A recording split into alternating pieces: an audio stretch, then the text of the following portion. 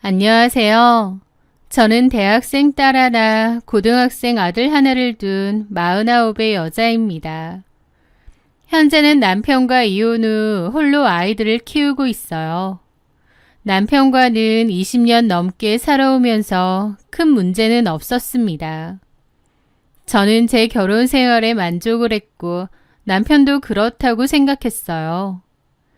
그래서 이혼이라는 게 내 인생에 있을 거라고 생각 못했고 이혼을 겪을 때 많이 힘들기도 했는데요. 시간이 많이 흐른 지금 이제는 이혼 후 혼자 지내는 것에 적응이 되고 익숙해져서 잘 지내고 있습니다. 나한테 힘든 일이 닥치면 어떻게 살아가나 라는 걱정을 했는데 사람은 적응의 동물이라더니 그게 맞는 말 같습니다. 다 알아서 적응하고 맞춰서 살게 되는 것 같아요. 아무 문제 없던 결혼 생활을 하던 제가 갑자기 이혼을 하게 되고 또 남편이라는 작자를 제 인생에서 지워버린 이유가 있습니다. 그 이유에 대해 얘기해 볼까 합니다. 제 전 남편은 덕망 있는 교수였습니다. 주변 친구들은 우스갯소리로 선비라고도 불렀죠. 직업도 교수인데다 성격도 차분하고 진중하고 조용하고 그런 사람이었거든요. 저는 남편으로서 또 사람으로서도 그를 존경했습니다. 남편을 존경하고 존중하며 사는 게 쉽지 않다고도 하는데 존경할 수 있는 남편을 만난 저는 참 복받았다고 생각했어요. 저는 전혀 몰랐던 거죠. 마냥 선비같이 점잖던 남편의 내면에는 추악한 욕망으로 들끓고 있다는 것을요. 남편은 명문대 교수였습니다. 학교에서도 학계에서도 신망이 두터운 지성인이었죠. 저는 과거에 친척의 소개로 남편을 만나고 결혼까지 한 케이스입니다. 시부모님은 시골에서 사셨고 다 돌아가셨어요. 공부 잘하는 아들이 희망이신 분이었죠. 저희 집은 부모님이 건물을 관리하셔서 여유가 있는 편이었고 아는 친척분의 소개를 받아 그때 당시 시간 강사이던 남편을 만나게 되었습니다. 남편이 교수가 될 수 있게 저희 부모님도 물심양면 많이 도와주셨죠. 어쨌든 그 후 저희 아버지가 저에게 건물 하나를 물려주셨고 저는 그곳에서 건물 관리도 하면서 스터디 카페도 운영합니다. 큰딸은 남편이 재직하는 학교는 아니지만 어쨌든 알아주는 명문대에 다녔고 아들은 타 지역의 특성화 고등학교에 다닙니다. 점잖고 차분한 교수 남편에 공부 잘하고 착한 자식들, 게다가 제 앞으로 되어 있는 월세 따박따박 나오는 건물까지. 겉보기에 저는 모든 것을 다 가진 여자였습니다. 저도 제 인생에 만족하며 살았고 제 가정을 사랑했습니다. 남편은 직업이 직업이니만큼 늘 학교 일과 학생들 그리고 연구가 가장 중요한 사람이었어요. 학교의 교수 사무실은 물론이고 집 한켠에도 서재를 마련해 두었죠. 거기에는 남편의 연구 서적들과 논문들이 가득했습니다. 남편은 학교뿐 아니라 집에서도 자주 서재에 틀어박혀 있었습니다. 제가 집에서 보는 남편은 늘 서재에서 논문을 읽거나 글을 쓰고 있었죠. 남편은 집에서도 일을 했고 늘 바쁜 사람이었습니다. 남편의 서재는 마치 그의 인격 그 자체인 것처럼 반듯하고 단정해 보였습니다. 저는 종종 지인들에게 우리 남편은 딱 학자 스타일이에요 라고 말하기도 했죠. 주변에서 교수 남편 재미없어서 어떻게 사냐, 맨날 공부만 하고 도대체 무슨 재미로 사느냐고 하기도 했습니다. 골프나 등산 등 활동적인 취미를 즐기는 다른 남편들과 달리 제 남편은 그런 활동적인 취미조차도 안 했으니까요. 게다가 살가운 애정 표현이나 유머 감각과도 거리가 먼 사람이었습니다. 조용하고 감정 표현도 잘 없었고요. 물론 사람 자체는 그렇게 재미있고 즐거운 사람이 아니에요. 하지만 저는 그런 남편의 모습조차도 사랑했습니다. 부부 사이에 가장 중요한 것은 서로에 대한 존중과 신뢰라고 생각하는데 남편과 저는 뜨거운 사랑은 아닐지라도 서로의 지성과 삶을 존중하는 동반자라고 생각했으니까요. 저는 학자로서의 남편을 깊이 존경했고 남편의 평온한 세상을 지켜주는 것이 아내인 저의 역할이자 내조라고 생각했습니다. 그렇게 잔잔한 호수 같은 평화가 저희의 삶이라고 믿던 어느 주말이었습니다. 그날 저는 볼일을 보고 집에 돌아왔는데요. 딸은 약속이 있어서 나갔고 아들은 기숙사 생활을 하기에 주말에도 자주 안 올라왔습니다. 그래서 주말에도 주로 남편과 저만 있었죠. 저는 남편이 먹을 만한 간식거리를 사와서 들어왔는데 남편은 서재에 있는 1인용 소파에서 잠이 들어있더라고요. 주로 서재에서 지내는 남편은 일을 하다가 책상에서 엎어져 잘 때도 많았어요. 그래서 제가 남편을 생각해 푹신한 1인용 리클라이너 소파를 놓아두었거든요. 그 후에 남편은 연구를 하다가도 피곤하면 거기에 앉아 자주 자곤 했죠. 그날도 남편은 안경을 코에 걸친 채 그 소파에 앉아 잠이 들어 있었습니다. 저는 담요라도 하나 덮어줄까 하고 주변을 살폈는데 문득 보니 책상 위가 지저분하더라고요. 남편이 아마 출출했던지 빵을 꺼내 먹은 것 같은데 책상 위에 빵 부스러기가 가득한 겁니다. 저는 서재 한편에 놓아둔 물티슈를 꺼내 책상 위를 닦아주었습니다. 그러다가 제 팔꿈치가 마우스를 툭 건드렸습니다. 그와 함께 절전 모드였던 컴퓨터 화면이 탁 하고 켜졌어요. 바탕화면은 우리 네 가족이 활짝 웃고 있는 사진이었죠. 그런데 화면에 폴더 하나가 열려져 있었는데요. 그 폴더 안에 들어있던 사진들은 배경화면인 저희 가족 사진과는 전혀 어울리지 않는 그런 사진들이었습니다. 바로 처음 보는 낯선 여자의 사진이었거든요. 사진은 5-6장 정도 되었습니다. 이게 누구지 싶어 한 장을 눌러서 크게 봤는데 끽해야 20대 초중반으로 보이는 여자 사진이 뜨는 겁니다. 굉장히 미인이고 화장이 짙었죠. 그런데 이 여자가 누군데 남편이 보고 있었을까 싶고 좀 황당하더라고요. 왜냐면 사진 속 그 여자는 앳돼 보이는 얼굴과 달리 몸에 딱 붙는 원피스를 입고 있던가 아슬아슬하게 짧은 미니스커트 차림으로 다리를 꼬고 찍은 사진도 있었어요. 사진은 무슨 스튜디오에서 찍은 것 같았는데 옷들이 노출이 심하고 과감한 겁니다. 게다가 마지막 사진은 야외 수영장에서 찍은 노출 있는 비키니 차림이었고요. 그걸 보는 저는 그 자리에 얼어붙었습니다. 황당하더라고요.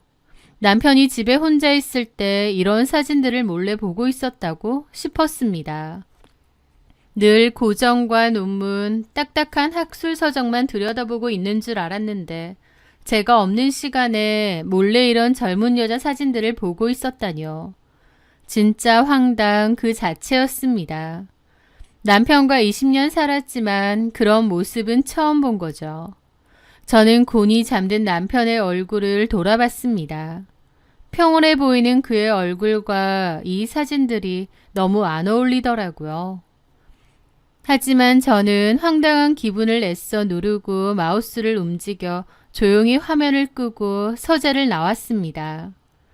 솔직히 와이프인 제 입장에선 다른 여자 사진을 보고 있는 게 좋을 수는 없는데요. 또 한편으론 그냥 이해했습니다. 왜냐면 교수이기 이전의 남자니까 젊고 예쁜 여자 사진 볼 수도 있지 라고 생각했거든요. 아마 그 사진 속 여자는 제가 잘 모르는 연예인이나 모델인 것 같은데 남편도 호기심에 본 게 아닌가 싶었습니다. 남편이 무슨 18살 사춘기 남자아이도 아니고 제가 이런 걸로 호들갑 떠는 것도 말이 안 됐죠. 또 남편도 어쨌든 남자니까 젊고 예쁜 여자한테 눈길이 갈 수도 있는 거고 이런 사진 볼 수도 있다고 생각했습니다. 무슨 포르노 사진 같은 것도 아니고 그냥 노출이 조금 있는 옷을 입은 여자 사진이었으니까요. 솔직히 나이도 있는 남편이 조금 주책이라는 생각이 없진 않았지만 연예인이나 모델 사진 몇 장 다운해서 본 걸로 괜히 남편과 얼굴 붉히고 싶지도 않았습니다. 그리고 제가 이걸 얘기하면 남편도 너무 부끄러울 것 같았습니다. 남편의 자존심과 체면을 지켜주기 위해 모른 척하기로 했던 거죠. 한편으론 남편도 저런 걸 보는구나 라는 생각 정도 있었긴 했지만 별다른 문제까지는 아니었습니다. 저희가 한창 깨가 쏟아지는 신혼기간도 아니고 그런 걸로 질투할 나이도 아니고요. 그러니까 저는 그때까지만 해도 남편이 인터넷에서 떠도는 이름 모를 연예인이나 모델 사진을 눈요기로 저장한 것이라고, 그것이 중년 남자의 조금 민망한 호기심일 뿐이라고 대수롭지 않게 생각하고 넘어갔던 거죠. 그런데 그로부터 얼마 뒤 저는 그 모든 것이 저의 순진한 착각이었다는 것을 깨닫게 됩니다. 저는 가장 친한 친구인 주리를 만나 점심을 먹으려고 했습니다. 주리는 제 고등학교 때부터 친구인데 가족끼리도 다 알고 가장 친한 친구입니다. 워낙 오래된 사이기도 했고 가까운 친구라서 꼭 가족 마냥 친자매 마냥 서로의 속마음도 털어놓는 그런 친구죠. 주리네 집 사정도 제가 다 알고 반대로 주리도 그랬습니다. 제 일을 자기 일처럼 생각해주면서 발벗고 나서줄 그런 의리 있는 친구였거든요. 어쨌든 한동안 서로 바빠서 못 보다가 오랜만에 약속을 잡게 되었어요. 식사를 하려고 어딜 갈까 하다가 저희 집 단골 식당으로 가자고 했습니다. 그곳은 남편과 제가 자주 가던 고급 한식당이었는데요. 음식이 간이 세지 않고 맛있어서 저도 거길 좋아하는데 사실 저보다는 남편이 유달리 거기를 좋아합니다. 바깥밥을 별로 좋아하지 않는데도 그 식당을 즐겨갔죠. 그래서 한창 갈 때는 일주일에 2번씩도 갈 정도로 자주 갔는데 근래에는 남편이 너무 바쁘다고 해 통 못 갔습니다. 주리에게 물어보니 좋다고 해서 그리로 가게 되었죠. 제 차를 같이 타고 가기로 했고 식당으로 들어섰습니다. 야외 주차장으로 들어가서 주차를 하고 있을 때였어요. 주리가 제 팔을 톡톡 치더라고요. 어머, 은영아, 저기 네 남편 아니야? 주리의 말에 고개를 들어보니 정말 제 남편이 식당에서 나와 주차장으로 들어오고 있는 겁니다. 식사를 하고 온 모양이었어요. 어떻게 여기서 다 만나나 싶어서 반갑더라고요. 저는 남편을 내려서 부르려고 하는데 남편이 향하는 곳을 본 순간 몸이 굳어져 버렸습니다. 남편의 차 앞에는 몸에 딱 붙는 화려한 원피스 차림의 웬 젊은 여자가 서 있는 거예요. 계산하고 나오는 남편을 기다리고 있는 것 같았죠. 주리도 놀라 저 여자 누구야? 라고 물었지만 저 역시도 처음 보는 여자였습니다. 그런데 이상하게도 얼굴이 낯이 익은 거예요. 분명 처음 보는 여자인데도 낯이 익었던 거죠. 그리고 곧 제 머릿속에는 얼마 전 남편의 컴퓨터에서 봤던 바로 그 사진 속 여자가 떠올랐습니다. 거기 서 있는 그 여자가 바로 사진 속 여자였던 거예요. 남편은 차 앞에서 기다리고 있는 그 여자에게 다가갔고 여자는 너무나도 익숙하고 당연하다는 듯 남편에게 다가가 팔짱을 꼈습니다. 남편은 주위를 의식한 듯 조금 주변을 살피며 조수석 쪽으로 향했고 익숙하게 조수석 문을 열었습니다. 그 여자는 차에 올라탔고요. 저는 그 모든 광경을 넋이 나간 채 지켜볼 수밖에 없었습니다. 주리는 제 옆에서 저게 뭐야? 너네 남편 지금 바람 피우는 거야? 라며 경악했습니다. 하지만 제 귀에는 아무것도 들리지 않았어요. 남편의 차가 떠나고 나서도 저는 멍청하게 있었습니다. 주리가 저를 부르는 것조차도 모르다가 겨우 정신을 차렸죠. 주리는 이게 다 뭐냐고, 저 여자 누구냐고, 저보고 아는 여자냐는 겁니다. 그러면서 네 남편 지금 바람 피우는 거 딱 걸린 거냐고 했죠. 그러면서 지금이라도 시동 걸고 따라가재요. 아직 놓치지 않았을 거랍니다. 하지만 멍해진 저는 아니라고, 이미 갔을 거라고 그랬죠. 주리는 다시 한번 저 여자 누구냐고, 혹시 아는 사람이냐고 물어보더라고요. 저보다 주리가 더 흥분하고 화가 난 듯 했습니다. 주리의 물음에 저는 겨우 대답을 했습니다. 얼마 전 남편의 컴퓨터에서 저 여자의 사진을 봤었다고. 연예인이나 모델 사진을 본 건 줄 알았는데 저 여자를 만나고 있으니 너무 황당하다고요. 그 말에 주리도 놀라더라고요. 세상에, 그럼 연예인이나 모델 사진을 본 게 아니라 상간녀 사진을 보고 있었다는 거야? 집에서? 니네 남편 미친 거 아니니? 주리 입에서 상간녀라는 말이 나오니 머리가 띵해지더라고요. 저는 넋이나가 허둥지둥 남편에게 전화를 걸려고 했어요. 물어봐야 했거든요. 그런데 주리가 식겁하며 저를 말리더라고요. 너 뭐 하는 거야? 저 여자 누군지, 왜 같이 차 타고 가는지 남편한테 물어봐야지. 야, 잡을 거면 아까 현장을 잡았어야지. 이제 와서 전화해서 물어본다고? 그럼 네 남편이 옆에 여자 있어 그러겠어? 그럼 어떡하지? 너 정신 차려. 우리 언니 알지? 우리 언니가 형부 외도질할 때 증거도 없이 난리치다가 오히려 의부증환자 취급받았던 거 기억 안 나? 그것 때문에 조카들 양육권도 못 갖고 오고 정신병원 입원할 뻔했잖아. 형부, 아니 그 자식이 얼마나 악랄하게 나왔는데. 주리의 말에 저도 기억이 나더라고요. 전에 주리가 자기 언니인 주연이 언니 얘기를 해주었거든요. 주연이 언니 남편이 바람이 났고 언니가 정말 마음고생을 많이 했다고 했습니다. 아무 증거도 없이 난리쳤다가 역으로 곤란한 상황에 많이 처했다고 했거든요. 주리가 그때 저한테 그 일을 얘기하면서 분통 터져 했던 게 기억이 나는 겁니다. 이런 건 무조건 증거 싸움이야. 내가 우리 언니 지켜보면서 학을 뗐다고. 네 남편 여기서 잡아떼거나 숨기면 어쩔 도리가 없다니까. 일단 진정하고 집에 가서 그 사진부터 다시 확인해봐. 저 여자 맞는지. 저는 주리의 조언대로 집에 돌아오자마자 남편의 서재로 달려갔습니다. 하지만 다운로드 폴더는 텅 비어 있었어요. 남편이 그새 모든 사진을 지워버린 겁니다. 아마 원래 지웠어야 될 사진인데 그때 실수로 남겨둔 것 같고 그걸 제가 본 모양이었죠. 그 사진이 없는 걸 안 순간 진짜 바람이 맞구나. 그 여자가 상간녀였구나 싶어서 온몸에 힘이 풀려 그 자리에 주저앉을 뻔했습니다. 내가 그토록 믿고 의지했던 남편이 이럴 수가. 그 충격은 이루 말할 수가 없더라고요. 그날 밤 주리에게서 다시 연락이 왔습니다. 은영아, 내가 우리 언니한테 네 얘기했더니 언니가 너랑 꼭 한번 얘기하고 싶대. 너한테 해줄 얘기가 많다고. 너 우리 언니 한번 만나볼래? 그 말에 저는 알겠다고 했습니다.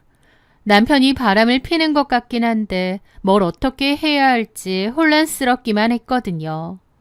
이런 상황을 겪어봤고 잘 아는 주연이 언니의 얘기를 들어봐야 했죠. 그렇게 다음날 조용한 찻집에서 주연 언니를 만나게 되었습니다. 몇 년 전 한창 이혼 소송 때문에 고생하던 언니를 봤을 땐 정말 파리하고 힘들어 보였는데 몇 년 사이에 언니는 차분해져 있고 눈빛부터가 달라져 있더라고요. 큰일을 겪어서인지 초연한 느낌도 들고요. 언니는 저를 위해 자신의 경험담을 얘기해 주었습니다. 좋은 일로 만나야 되는데 이런 일로 다 보게 됐네. 잠은 좀 잤어? 아니요. 얼굴이 안 좋다. 남편한테 티는 냈어? 아니요. 주리가 그렇게 하지 말라고 해서 최대한 티를 안 내려고 하는데 모르겠어요. 뭐가 뭔지. 그렇지, 혼란스럽지. 너도 주리한테 내 얘기 들었겠지만 나도 내 전남편이 그런 인간인 줄은 꿈에도 몰랐어. 알고 보니 회사 여직원이랑 10년 동안 거의 살림을 차렸더만. 나는 여태까지 내가 나름대로 촉이 좋고 눈치가 빠른 사람인 줄 알았는데 세상에 내가 10년 동안이나 남편이 그러고 다닌 걸 까마득히 몰랐던 거야. 남편에 대한 배신감도 배신감인데 내가 너무 한심하고 바보 같아서 미치겠더라고. 어떻게 남편이 10년이나, 그것도 같은 회사 여직원, 나도 얼굴 잘 알고 있는 여자 말이야. 둘이서 무슨 부부 마냥 그러고 다녔다는데 내가 그걸 감쪽같이 모를 수 있을까 싶어서 자책이 엄청나더라고. 언니도 진짜 많이 힘드셨겠어요. 말도 못하지. 한 달 만에 살이 6kg가 빠져버리고 머리가 뭉텅뭉텅 빠지더라. 그래서 어떻게 하셨는데요? 처음에 나도 이런 일이 처음이니 어쩔 줄 모르잖아. 그저 남편 족치고 내가 다 한다고 난리쳤어. 그때 나는 증거도 있었고 남편이 한 번만 봐달라고 싹싹 빌더라고. 그 여자랑은 당장 끝낼 거라고. 나도 애들 생각해서 이혼은 하기 싫었거든. 그래서 남편 믿고 눈앞에서 증거를 다 없애줬어. 그때는 그게 가정을 지키는 일이라고 생각해서 그랬던 건데 나중에 내 발등 제대로 찍은 거지.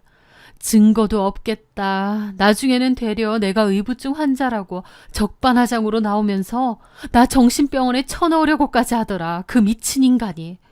그때 얼마나 기막히고 억울한지. 나도 잘못했던 거지. 증거를 좀 남겨두고 그렇게 했어야 하는데 그런 일이 처음이라 어리석었던 거야.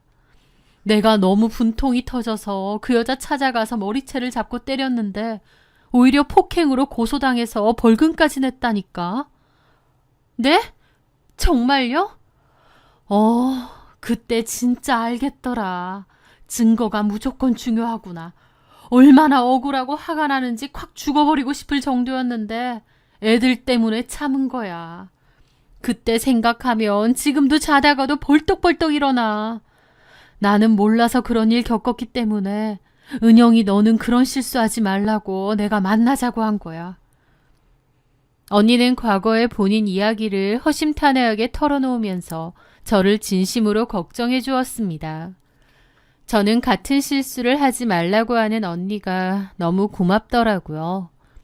하지만 저는 증거가 없는데 어떻게 증거를 얻을 수 있냐고 물었습니다.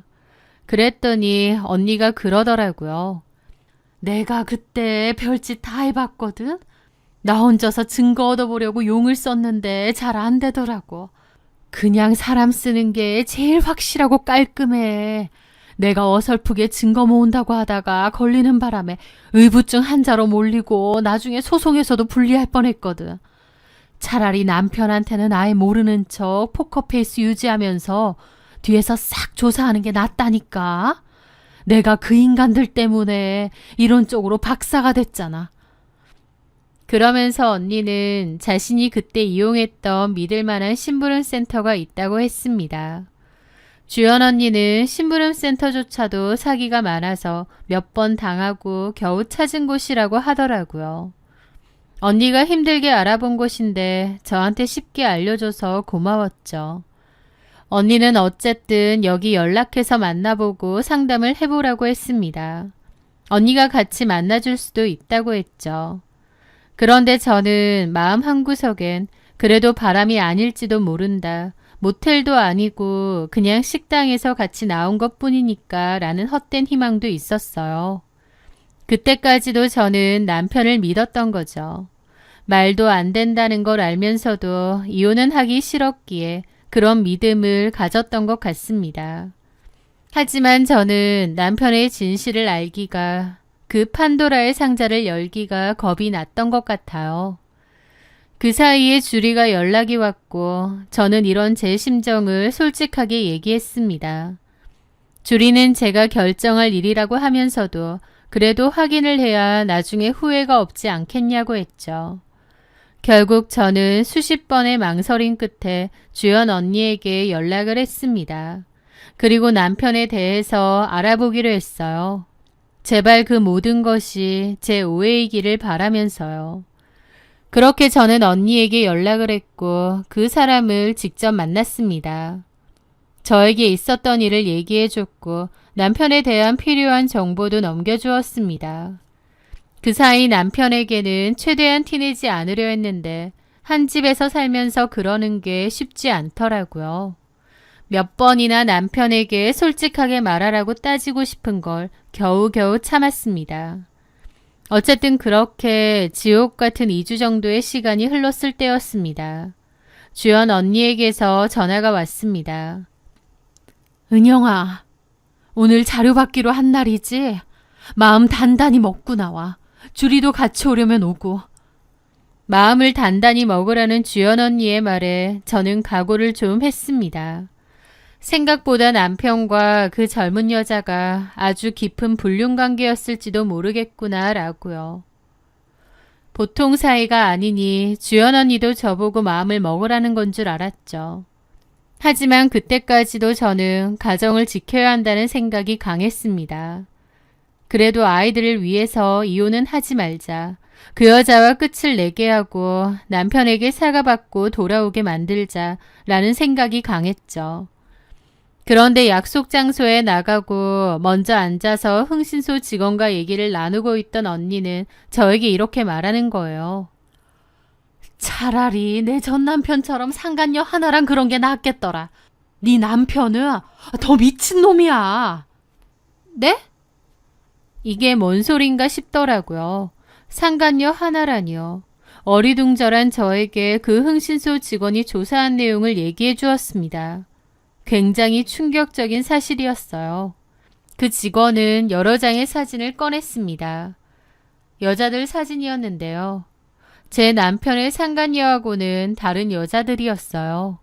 그런데 사진 분위기가 제가 남편 컴퓨터에서 봤던 그 여자의 사진과 비슷했습니다. 같은 스튜디오에서 찍은 사진들 같았죠. 이게 다 뭐예요? 그 직원이 그러더라고요. 저희도 이번에 알게 됐는데 서울 강남에서 암암리에 성행하는 VIP들만 상대하는 스폰서 기획사에 등록되어 있는 여자들 명단이에요. 네? 뭐라고요? 저는 제대로 못 알아들었습니다. 그 직원은 다시 얘기해 주더라고요. 돈 많은 남자들이 주로 회원으로 등록되어 있고요. 젊고 예쁜 여자들을 데이트 상대로 고르게 하고 매칭해 주는 곳입니다. 심부름 세터 직원은 조사 내용을 제 앞에 펼쳐놓았습니다. 여자들을 쇼핑하듯 고르고 데이트를 하는데요. 가격은 한 번 만나는데 200만 원부터 1000만 원까지 다양하다고 했습니다. 꼴의 계약서도 작성하는데 그냥 물론 계약서에는 식사하고 대화하는 거라고 적혀 있는데요. 물론 계약서상으론 그렇게 적혀 있지만 실제로는 절대 아니라고 했습니다. 법망을 피해가려고 그렇게 적혀 있는 거라고 했죠. 누가 처음 보는 여자랑 식사하려고 그 많은 돈을 지불하겠나요? 그 직원조차도 이런 서비스가 있다는 게 생소하다고 했습니다. 그런데 제일 충격적인 건 제 남편이 그곳의 VIP 고객이라는 것이었습니다. 대학생 선호, 순종적인 스타일을 좋아한다고 취향까지 적혀 있다더군요. 남편은 유독 어리고 예쁜 여자들만 찾았고 지난 몇 년간 내 남편을 거쳐간 여자들만 해도 그 수가 엄청나다는 것이었습니다. 그가 이런 짓에 쏟아부은 돈도 거의 억 단위였죠. 심지어 지금 만나는 그 여자 전에는 갓 20살짜리 여대생도 만났다고 했습니다. 제가 제일 경악했던 게 이 부분이에요. 제가 사진으로 봤던 그 여자는 26살이었고 그전에는 20살짜리도 만났다는 겁니다. 20살이라니. 이제 갓 대학에 들어간 제 딸이 20살입니다. 말 그대로 딸 같은 아이들과 돈으로 추악한 관계를 맺고 있었다니. 그것도 한둘이 아니라니. 쇼핑하던 여자를 고르고 그런 관계를 즐겨왔다니. 너무나 큰 충격에 숨조차 쉴 수 없었습니다. 차라리 한 여자랑 불륜짓을 하는 게 더 나을 거라는 주연 언니의 말이 무슨 말인지 알겠더라고요. 유명 드라마 대사처럼 사랑에 빠진 게 죄는 아니잖아 그러면서 불륜짓거리 하는 인간이 차라리 인간적이기라도 하죠. 이건 무슨 물건 고르듯 입맛대로 사람을 고르고 돈으로 사고 파는 거잖아요. 학교에서 학생들 가르치고 또 그만한 자식들이 있는 남편이 이런 파렴치한 짓을 저지르다니요. 앞에서는 존경받는 교수, 점잖은 학자인 척 온갖 위선을 떨고 뒤에서는 어린 여자들 돈으로 사서 욕정을 채우고 다녔다니. 저는 그 순간 남편이 너무 낯설고 징그럽고 역겹게 느껴졌습니다. 딸도 있으면서 딸아이랑 나이도 비슷한 그 여자들을 입맛대로 고르고 바꿔가면서 그 오랜 기간 추악하게 살았던 사실을 낱낱이 알게 되자 도저히 남편과 더는 못 살겠더라고요. 사람에 대한 혐오감이 들었다고나 할까요? 그 모든 걸 확인한 저에게는 차가운 분노만 남았습니다. 저는 심부름 센터를 통해 남편의 거래 내역과 통화 기록 등 그가 법정에서 절대 빠져나갈 수 없을 증거를 차곡차곡 모았습니다. 그리고 국내 최고의 이혼 전문 변호사를 선임했죠. 저는 남편에게 이혼 소송과 동시에 성매매 알선 등 행위에 대한 처벌에 관한 법률 위반으로 형사 고발했습니다. 그리고 노트북을 열어 제가 몇 날 며칠에 걸쳐 작성한 메일을 띄웠습니다. 수신인은 남편의 대학교 총장과 이사회였죠. 제목은 박선호 교수의 이중생활이었습니다. 저는 떨리지 않는 손으로 제가 모은 모든 증거 자료를 파일로 첨부했습니다. 후폭풍은 제 상상 이상으로 거세게 몰아쳤고 학교는 발칵 뒤집혔습니다. 학교 측에서는 일이 더 커지기 전에 징계위원회를 열어 이례적으로 신속하게 남편을 파면 조치했습니다. 남편은 한순간에 사회적 명예와 평생을 바친 직장을 모두 잃게 되었고 제가 내민 이혼 서류에 저항 한번 하지 못하고 도장을 찍어야만 했습니다. 저는 이혼 과정에서 재산 관련한 다툼을 벌였고 법원은 그의 유책 사유를 인정하여 제가 요구한 위자료 전액과 재산분할 판결을 내렸습니다. 게다가 그 과정에서 아이들도 모든 진실을 알게 되었습니다. 특히 저희 큰딸은 아빠의 역겨운 실체를 알게 된 후 더 이상 아빠를 보고 싶지 않다더군요. 남편은 학계에서는 퇴출당했고 결국 과거에 시부모님이 사셨던 시골의 낡은 집으로 내려가 살고 있다는 소식을 전해 들었습니다. 남편이 한 짓이 너무 파렴치해서 불쌍한 마음조차 안 들더라고요.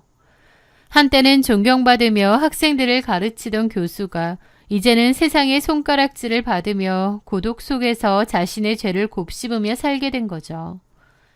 가끔 밤하늘을 보며 생각합니다.